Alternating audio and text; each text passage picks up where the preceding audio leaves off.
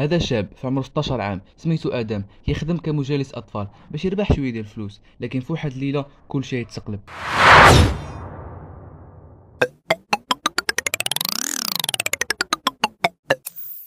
في هذا الفيديو غادي نحكي لكم واحد القصه واقعيه صدمتني، وقعت لواحد الشخص. بالحق انا نعاود لكم كانه قالت لي انا.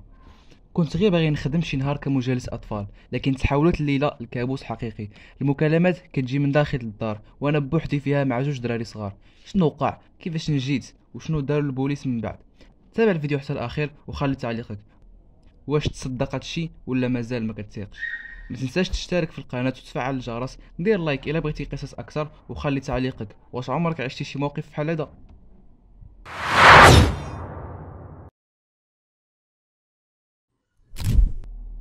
انا ادم، وقعت لي هذه القصه في ليله ما غاديش ننساها حتى نموت. في واحد السبت في العشيه جا عندي جارنا وقال لي ادم واش ممكن تحضي لي الوليدات هذه الليله؟ عندنا واحد العشاء ضروري خصنا نخرجوا ليه. وافقت وقلت مع راسي هذه فرصه باش نربح شويه ديال الفلوس. مشيت عندهم، الدار كبيره بزاف وزوينه وكلشي منظم. لعبت مع الدراري الصغار، عطيتهم ياكلوا، ومن بعد طلعتهم للفوق ونعستهم. رجعت للصالون، شعلت التلفازه وبديت كنتفرج في واحد الفيلم. في الساعه 9 ديال الليل جاتني واحد المكالمه. هزيت السماعه قلت الو. جا واحد الصوت غريب ما عمري سمعت بحالو كيقول رجعتي الدراري. وقفت في بلاصتي، قلت مع راسي يمكن شي واحد كيتفلى. قطعت عليه وبغيت نكمل الفيلم ديالي. بعد واحد 10 دقائق عاود صون عليا، رن التليفون مرة ثانية نفس الصوت، ولكن هاد المرة غليظ اكثر. قال لي راك ما راجعتيهمش، راه خاصك تطلع دابا. حسيت بشعري وقف، بديت كنشوف الفوق، الضوء شاعل في الممر، لكن الصوت كان ساكت بزاف، ساكت بزاف لدرجة كيخلع.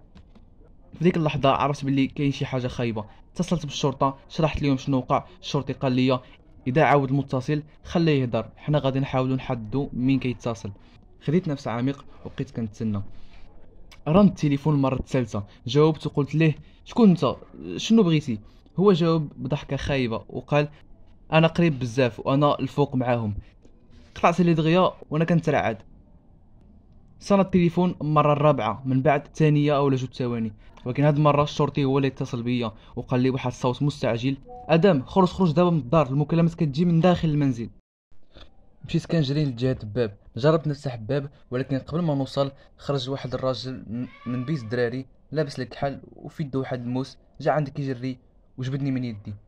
قال لي كنت باغي غير نخوفك ولكن دابا نخليك ساكت. بديت كنغوت وكنقاوم حتى سمعت صفارات ديال البوليس جاو.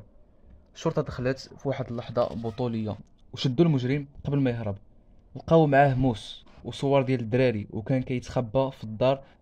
قبل ما نوصل في المحكمه اعترف باللي كان ناوي يسرق العائله ويستعمل الوليدات كرهائن. الخلاصه من هادشي كامل، انا عمري كنت كنعرف ان شي حاجه بحال هادي ممكن توقع ليا، لكن دابا تعلمت الدرس. دير الثقه في راسك وخليك ديما واعي بالمواقف الغريبه، لان الخطر ما كيجيش ديما من برا.